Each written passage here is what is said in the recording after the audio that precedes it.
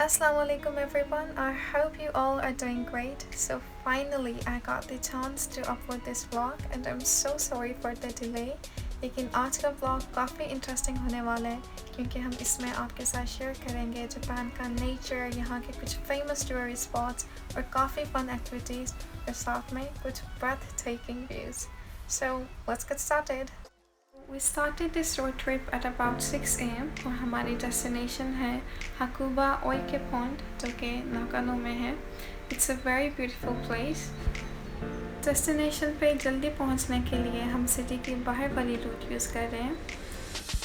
After a 1-hour drive, we stopped at a convenience store to buy some coffee and breakfast. Convenience store पे काफ़ी ज़्यादा variety होती है food की, तो इंशाल्लाह किसी दिन आपको वहाँ का टूर भी कराएंगे. And here I'm enjoying my breakfast in the car. अगर आपने पहले पीच टी ट्राई नहीं की हुई तो ज़रूर ट्राई करें because it's so good and refreshing. City के बाहर वाली रूट यूज़ करने का एक फ़ायदा ये भी है कि आपको नेचर देखने का चांस मिल जाता है. एंड आई बिलीव कि नेचर हर किसी को ही पसंद होता है, तो ये ब्लॉग काफ़ी ज़्यादा इंटरेस्टिंग होने वाला है क्योंकि इस ब्लॉग में बेसिकली हम आपके साथ जापान का नेचर ही शेयर कर रहे हैं. अभी हम ओयाशिरास पहुँचे हैं. यहाँ पे एक बीच है जो काफ़ी फेमस है फॉर इट्स जेड रॉक्स. यहाँ पे उसका म्यूज़ियम भी है. काफ़ी लोग आते हैं इन रॉक्स को कलेक्ट करने के लिए और उस म्यूज़ियम को देखने के लिए. तो जेड बेसिकली एक पत्थर का नाम है जो कि एक जेम स्टोन है. It's a very pretty stone. Just look at this greenery we are surrounded with. आपके साथ अगर एक informative point शेयर करें तो according to scientific research अगर आप ज़्यादा से ज़्यादा टाइम नेचर में स्पेंड कर रहे हैं तो उससे आपका स्ट्रेस लेवल भी कम होता है, आपकी बॉडी एक टाइप की रिचार्ज हो जाती है, आपका माइंड काम रहता है, आप रिलैक्स रहते हैं. Try to spend some time in nature because it's good for your body and health and you do feel refreshed.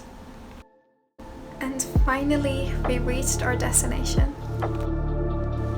इस जगह को gateway to the heavens भी कहा जाता है, so let's find out if it's worth its name or not.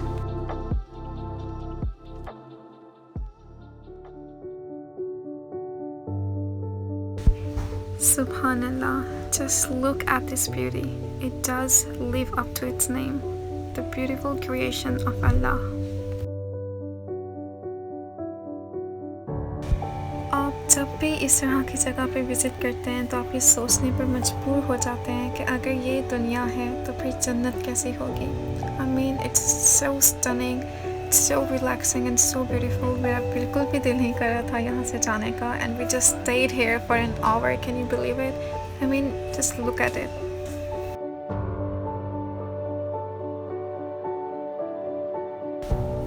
This place does resemble to the northern part of Pakistan. बिल्कुल ऐसे ही लग रहा है जैसे हम सवात या फिर गिलगित में. ये भी एक झील ही है जो कि काफ़ी फेमस है. यहाँ पे लोग स्कीइंग के लिए आते हैं, हाइकिंग के लिए आते हैं. मोस्टली समर और स्प्रिंग में लोग यहाँ पे हाइकिंग के लिए आते हैं और विंटर में स्कीइंग के लिए.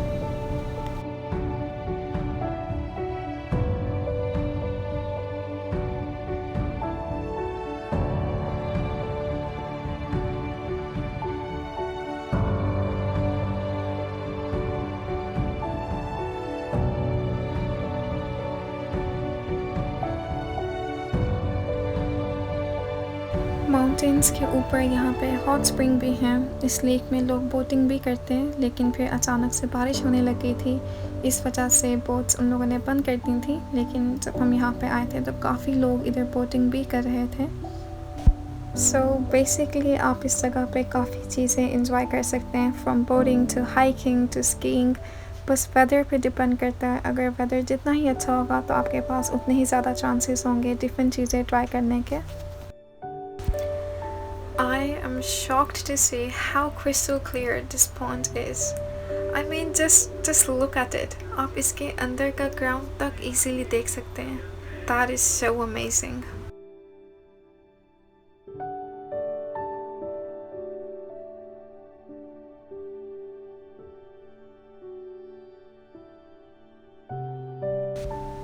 Before visiting this place, I did some research और काफ़ी लोग कह रहे थे कि यहाँ sunny days पे आप झील में mountains का reflection भी देख सकते हैं क्योंकि ये झील काफ़ी ज़्यादा clear होती है. But unfortunately आज weather थोड़ा सा cloudy था जिसकी वजह से we didn't got to see that. But it's okay, it was worth visiting this place.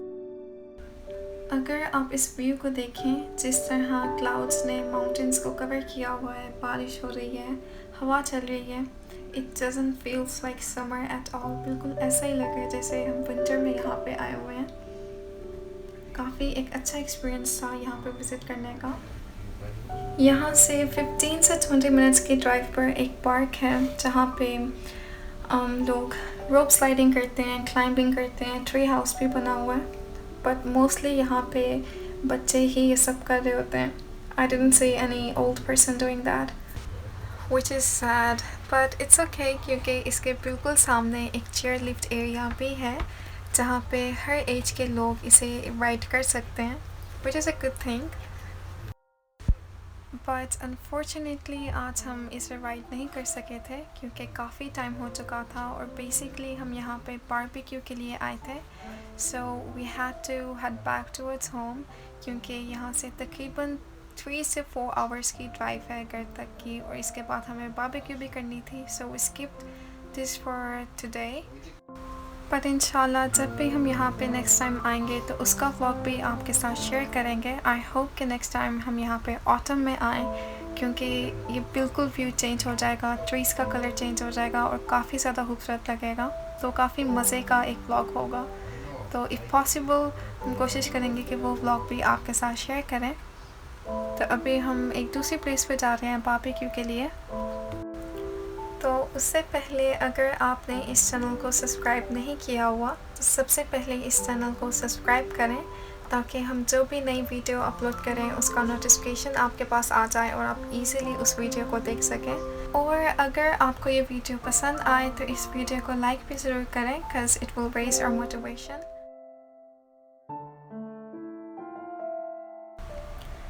ये जगह हमारे घर से कुछ ही फासले पर थी. सो वी डिसाइडेड कि हम यहाँ पे बारबेक्यू कर लें. द फन फैक्ट इज़ कि जापान में बारबेक्यू के भी रूल्स हैं. आप हर जगह बारबेक्यू नहीं कर सकते. वी थॉट कि हम जहाँ पे पहले गए थे उधर बारबेक्यू कर लेते लेकिन क्योंकि वहाँ पे बहुत ज़्यादा ग्रीनरी थी तो इसकी वजह से वहाँ पे बारबेक्यू करना अलाउ नहीं था क्योंकि फिर आग लगने का भी खतरा होता है. तो यहाँ पे एक चश्मे के पास हमने बारबेक्यू की. We had a great time. काफ़ी मज़ा आया. एक काफ़ी अच्छा फैमिली टाइम भी हमने स्पेंड किया. So that's how we spent our day and I really hope you have enjoyed watching today's video. तो आज का व्लॉग बस यहीं तक का था. बेसिकली ये हमने 2 दिन के ट्रैवल का व्लॉग बनाया है. कल इसका मैं part 2 अपलोड करूँगी जिसमें हम थातेयामा गए थे. एक और काफ़ी फेमस स्पॉट है वहाँ पे हम हाइकिंग के लिए गए थे. So stay tuned. इंशाल्लाह उसका व्लॉग मैं कल ही अपलोड कर दूँगी. And I really hope you have enjoyed watching today's video. And if you did, don't forget to hit that like and subscribe button. Thanks for watching and until next video, Allah Hafiz.